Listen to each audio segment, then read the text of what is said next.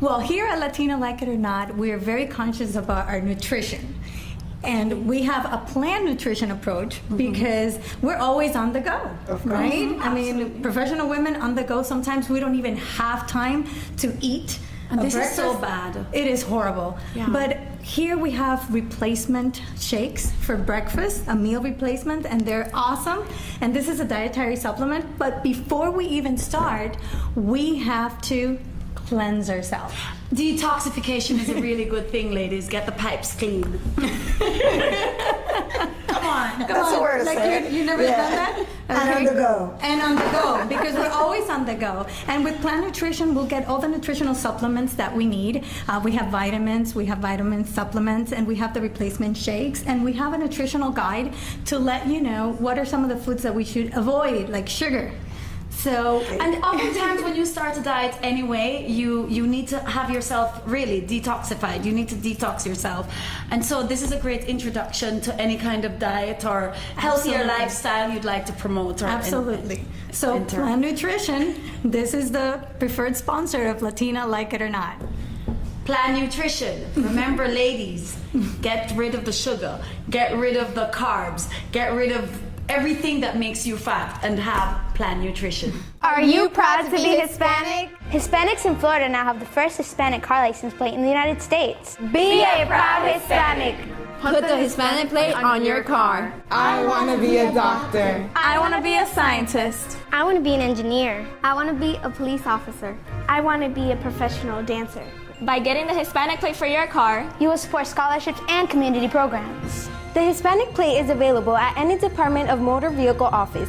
Call now at 321-277-0850 or visit HispanicAchievers.org.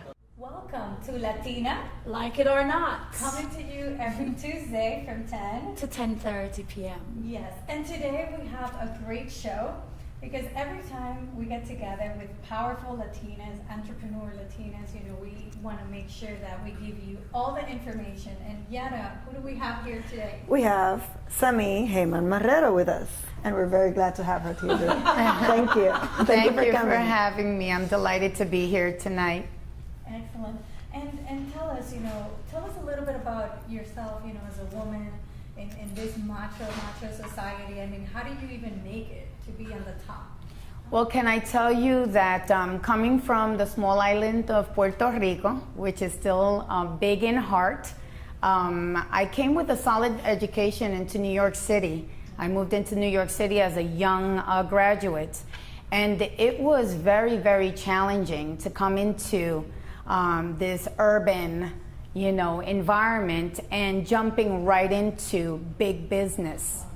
What exactly do you do? Yeah, I started my career in publishing with some of the biggest publishing firms and companies based out of New York, and it's a men's world. It's dominated by men mainly, and then it was very, very funny to see people's reactions when I would set up meetings or interviews, and here they are expecting Sami Heyman, a Jewish guy, and here I walk in, and then I walk in, all Latina of me, So that was the first, surprise, yes, that people would encounter when they met me at first, and then just going in trying to overcome the double whammy. What I call the double whammy, which is first being Hispanic, obviously, and then secondly being female, and so it just made me very early on learn how to develop a very thick skin, to be direct and to the point, especially in corporate America and the American way of doing business, and slowly but surely I was able to overcome these misconceptions people had about our culture. About, sometimes you hear, oh, she slept her way to the top. I mean, in corporate world, did you ever encounter something? Not really. You know why? Because I was very cautious. I would look around and I saw how some of my peers, oddly enough, non-Latinas, more of the Anglos, that would do all that jumping around, and that just did not sit Well, with me, and you know how we are culturally too, a lot more modest, you know, and we really hold on to our values, you know.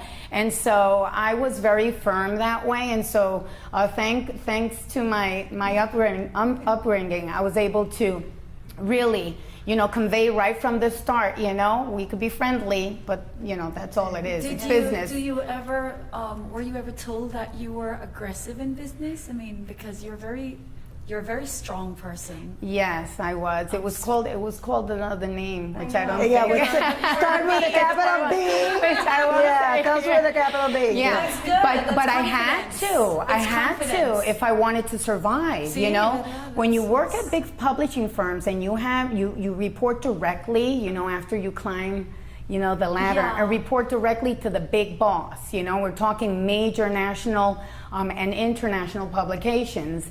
You know, you suddenly realize, you know what? If I don't look him straight in the eye, and I don't ask for what I want, and I don't say what I'm really thinking, you know, and I don't put my ideas out there, someone else is going to come in, you know, and either steal my idea if they overheard me talking on the phone with a client or whatever, you know, and then, you know, where does that leave me, you know? And so we just have to just keep on pressing on. I've heard that you have worked with major magazines and stuff like that in New York for PR, from a PR perspective. From a PR, advertising, and marketing perspective, yes. And how did you get to decide to come to Central Florida? How did that I happen? came to Central Florida for real estate, really. I mean, the cost of living in New York was crazy, you know, and I was like, I could get a huge house for what here, you know, so I just, you know, we just decided to move down here. I know it was, tell me about it. But with the blessing that I kept a job in New York City with a media company in New York, so I still had that opportunity to build relationships, you know, at a national level. And I think that's what I really was able to hold on to. Relationships are everything, you know, in business, and your reputation in that too. And what are you doing right now? Right now, I work in strategic marketing and business development. I own my own firm. And so we help companies in the beauty category, fashion category. We work a lot in the health space, helping hospitals with their Hispanic patient base, you know, better service them. We work a lot with publishing firms, since that's my background. And it's fantastic to have been able to build all those relationships, notwithstanding that I'm Latina, right? You know, throughout the years, that have been able to build, you know, my firm, and we're in very good standing right now. And what about your personal life? Family, do you have a family? Yes, that's the challenge now, you see? So in this second stage of my life, you know, I think the challenge has been balancing all of those things. And as I was talking to Yara before, you know, as Latinas, you know, we define ourselves a lot by how we perform in the home. How we perform as a mom, you know, whereas in other cultures maybe not. But as Latinas, how do you balance that? Because, you know, it's that clash between wanting to be amazing career-wise, but then also want to be an amazing mom, So you know? What's given up? Because something has to give, yeah. Yeah, what you sacrifice is perhaps that one Sleep. account. Sleep. And sleep, exactly. You're working. Yeah, I email at 3 in, yes. Choosing family. I choose family over business. But have you ever been in that situation where you're maybe, do you, I think you saw, right? You saw? Oh, yeah, I You're saw sewing a also. costume and you're on the phone with an Yes, with account. a client, And you're making a pea costume for my kids, yes. And cooking and at the cooking same at the same time while I'm taking a conference call, and that's what you do. It's all about, listen, it's all about being prepared and prioritizing. That's all it is, you know, in every aspect. So, And so I hear that you've had projects that are not only here, you've kept projects abroad. So, and you've gone into Puerto Rico and done things there as well, right? Yes. So how does the new influx of Puerto Ricans coming in have made, you know, would you say that your business has changed because of that? How does that affect you? well, it affects us in the sense where we want to become involved. You know, if we want to have a positive impact in the economy and on our businesses, we need to make sure that our fellow Latinos that get here are okay. Has help, yeah. You know, that they're okay. Because if they're not doing okay, eventually that's going to impact everybody, Latino or non-Latino. So I just feel that we need to become more involved, and that there's opportunity there, you know, not only to help them grow, but us to grow also as entrepreneurs. And that's the beautiful thing about this show, because then we can showcase gifts like yours, and we can encourage you out there that this is a conduit of change for whatever you want to be. You make it here, and you can do it. You can do it because we've done it. She's done it, and she's been doing it from New York right back to Central Florida, and Puerto here, Rico. and Puerto Rico. And so that makes you well-rounded, because you're balancing family, you're balancing career. How's your love life? Fantastic. I I've got see. the best Really? guy. Sí, el mejor. Yeah. I'm going to tell you something. It took a while to find the right guy, but without the right partner, there's no way in the world I would be able to do it. So you consider it a partnership? Yes, 100%. Yes. So what would you totally. say to Latinas out there that see this wonderful woman who's done it, and that the one thing that made you overcome your challenges, because I know that it has to come from within. It's not something I at least I think, right? What would you say to them? I'd say be prepared. In every circumstance, every opportunity you walk into, just make sure you're as prepared as you can possibly be. The second thing is be fearless. Don't be afraid. You know, if you're prepared, that means you have everything to win and nothing to lose. And then the last thing is develop relationships that are real, you know, that are honest, based on honesty, because that's the only thing that you have at the end of the day, whether it be with your children, your spouse, your friends, or your colleagues. What's your greatest fear through this journey? What was your greatest fear? My greatest fear is to fail, you know, and I think that's what keeps us going, especially as an entrepreneur. You know, it's like you have to make that last call. You have to you push through. Wow, that's awesome.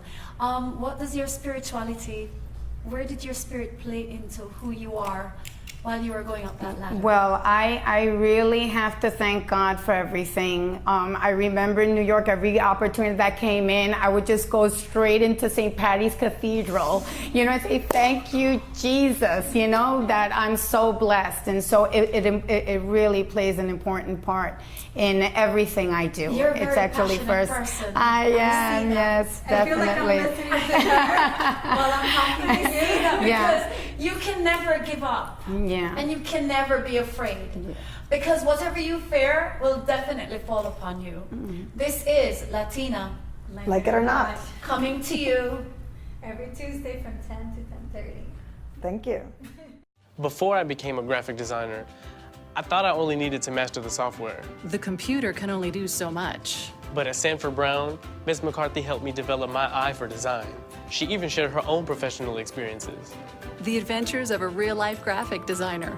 Prepare for your future career as a graphic designer at Sanford Brown College. Call 877-918-6444 now for your Career Builder Career Guide. That's 877-918-6444. Are you proud to be Hispanic? Hispanics in Florida now have the first Hispanic car license plate in the United States. Be a proud Hispanic. Put the Hispanic plate on your car. I want to be a doctor. I want to be a scientist. I want to be an engineer. I want to be a police officer. I want to be a professional dancer. By getting the Hispanic plate for your car, You will support scholarships and community programs. The Hispanic plate is available at any Department of Motor Vehicle office. Call now at 321-277-0850 or visit HispanicAchievers.org. Well, here at Latina Like It or Not, we're very conscious about our nutrition.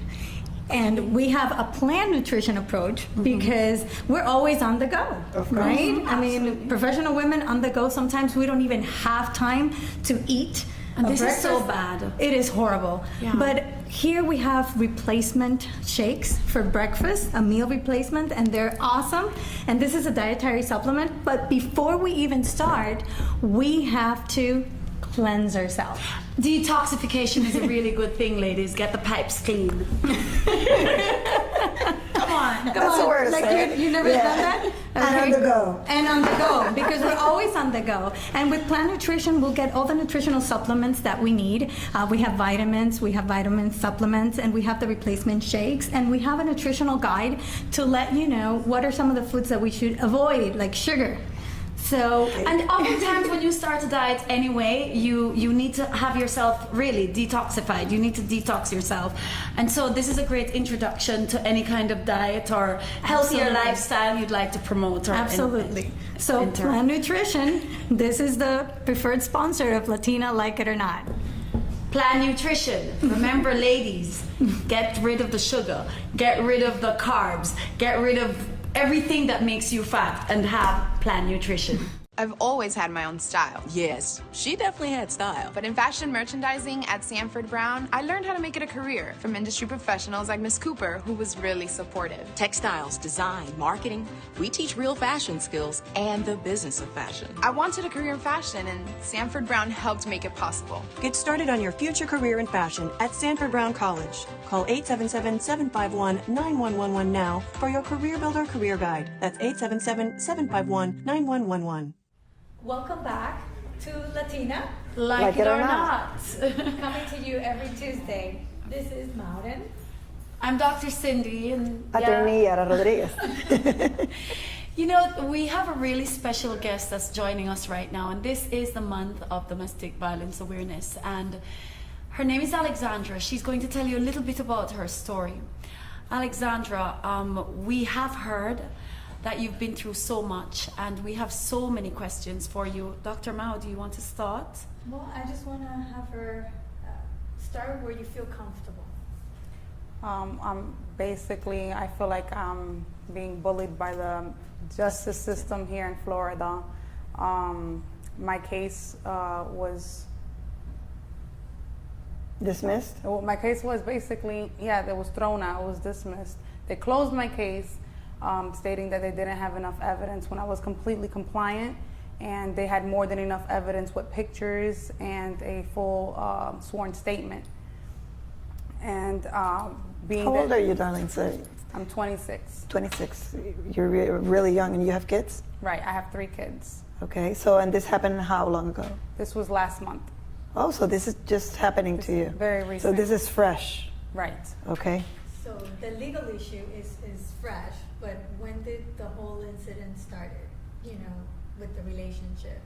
Violence in the relationship started in 2009. Oh, wow. Maybe 2 years into the relationship. And just to keep my family together, and because of love, as most people would say, I stuck around and I tried to deal with it just to keep my family together for the sake of my kids, because I grew up with a mother and a father. But that it should never be done that way. It should never be done for those reasons. And I learned that for sure this year when I seen that when I finally want to step up to the plate, the justice system kicked me in the face. That's your perception. That's how you're feeling right now. Right. So you feel like you first went through a horrible experience, and then you went through another horrible experience all over again, is what you're saying. Right. And when you talk about domestic violence, tell us about a little bit more detailed what your experience has been. Well, at first I was being held hostage in the home. What do you mean by that? I was trying to leave the home, and my abuser, which is my kid's father, he decided to take matters into his own hand, being that I did not want to get into a verbal argument with him. I was ignoring him, and I started grabbing my kid's stuff, packing it together to leave the house. He decided to punch me in the face. How long ago was this? This was last month. Okay. So this is the case that was thrown out? Right, this was the case that thrown out. In 2009, he broke my ankle. Wow. In that incident, he broke my ankle. And being that my daughter was only 2 months old, I saw myself trapped. I was only 21 years old, and I saw myself trapped. So I forgave him. And just last month, he felt that just because I was ignoring him, he decided to punch me in my face a couple of times, and he knocked one of my teeth out. I called the cops. The cops were talking to me as if I was the abuser and he was the victim. How would you? What an example of that? What could you give us? I would try to explain my story, and he was basically telling me, but there's no way. Who's he? The officer? The deputy Okay. Sickles. What's his name? Jason Sickles. He decided to take the abuser's side and say, but so why did you stay? But why are you here? Why didn't you take your kids? I'm trying to explain to him. So I told him, well, let me just write it all down in a statement, in a sworn statement, being that you're not letting me talk. And he told me that I had an attitude, that to just grab my stuff and go. As I was pursuing to grab my stuff and go, being that the abuser's mother said, I don't want her in my house. They didn't let me grab all of my stuff, and they just basically grabbed my kids, threw them at me, and I had to go on my way. And the money was an issue for you to have not left early, right? Because economic reasons will also... Forgive me, I might sound a little bit cold, because I don't understand why someone stay in a relationship that's abusive. I know that you said you were held hostage into the house, and that might be my illiteracy when it comes down to this, and I'm definitely going to do some research on it.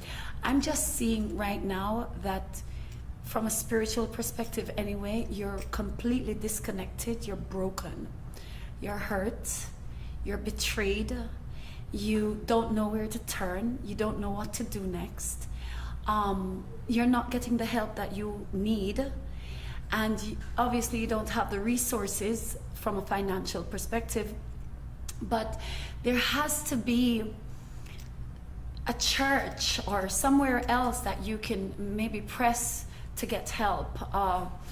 You see, this is the thing. If we have judges and people running for office right now and hear your story, and it's a little bit scattered for me, but if people are listening to you and the right ears could hear you and try to help you, or I don't know the legal ramification of it, but I know you're broken. I know you're hurting. Well, do you feel broken? She's right. It's in her eyes. I know, but let us hear. I did allow him to break me down to an extent. I am in the Harbor House, and they're trying to help me, but their help is, the Florida system only helps you so much.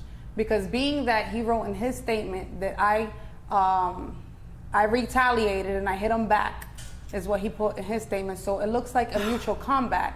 The money that from victims' compensation in Tallahassee, they usually give the victim $1,500 to relocate, to get away from the abuser.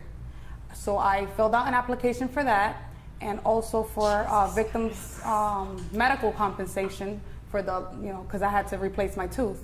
They denied both of those. They denied both of the claims to me because of the fact that they're saying that there was a mutual combat.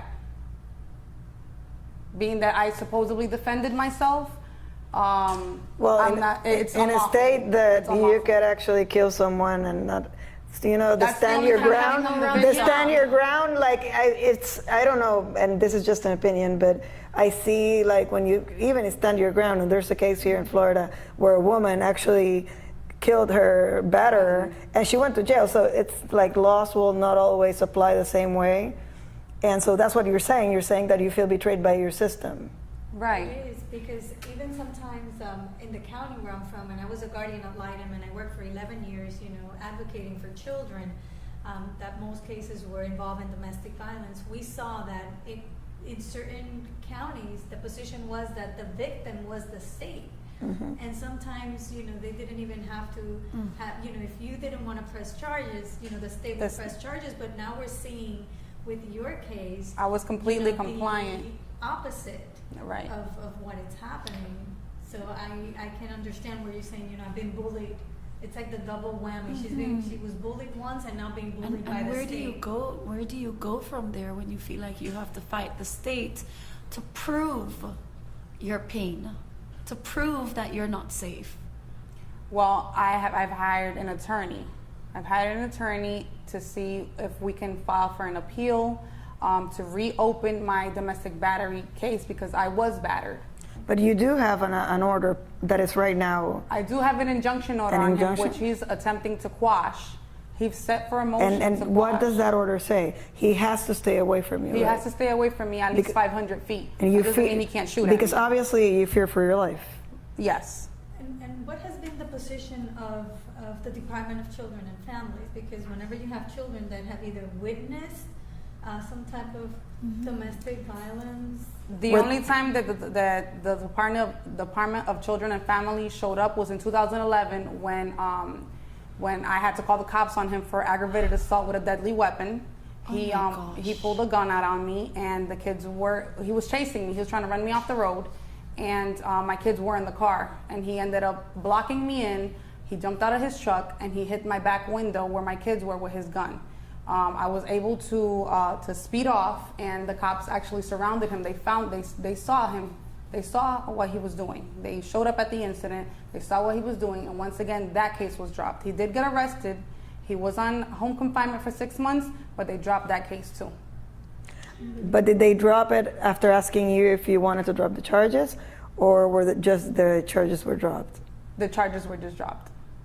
Because they usually have to consult the victim. You know, they have to ask the victim, are you aware that the charges are being dropped? And I'm not saying this is in your case, but in many cases the victim will go in with interest and then say afterwards, well, I love him so much, or whatever, like you said, that you tried to do, and then be part of that process of dropping the charges. So were you part of that process? I was not a part of that. Just like with this incident, I was not a part of it. I basically had no say-so. Once the state attorney's office received the case, within 2 weeks, they dropped the case. And they sent me a letter letting me know that, they didn't have enough evidence, and that being that it was a mutual combat in the domestic violence. Wow, self-defense. I am just so, I guess, in shock, because being a guardian, we usually have two components. In my experience in the cases that I've worked, we had the component of the dependency court, when the children's court steps in and start providing for services for the children, and then you have the criminal component, which takes place in another court, and I'm just in shock, I guess, seeing that, the lack of services that were provided by DCF. Let me ask you a question. In a perfect world, what would justice be for you? Justice would be for a indefinite injunction order to where he can never be around me, and even a relocation out of the state to where he can't look for me, because he owes me over $6,000 in child support, and he insists on coming after me for the children, but he never sees the children. Did he ever abuse the kids as well, or verbally and emotionally? Not Did they physically, ever because I would witness your always step abuse? in. They did. Yeah, I'm going to direct this to you, because at one point you defended. Yes, I was a public defender for 6 years, and then a criminal defense attorney. But I defended women also in cases of domestic violence, because women can be abusers as well. I know. That's true. But in this case, I mean, can you give us some light? Because Well, I'm the just light, in shock. the light that I see is that every case is very complex, and we don't have enough time in this particular scenario to go into the legal details of why the case was actually dropped. And so, I wouldn't be so blunt as to say that there was an injustice, or it was totally an injustice in terms of a legal standpoint. So what can we tell her from? What can I tell her? I would do absolutely everything that you can to empower yourself and be a better woman. Never go back to that guy. Did it once, will do it again. And as a lawyer that has defended these men in the past, they will do it again. And pray. Prayer changes things. I mean, this is one instance where I have to show you. Prayer changes things. We're going to keep you in high spirits as well. Thank you for joining us tonight on Latina. Like it or not.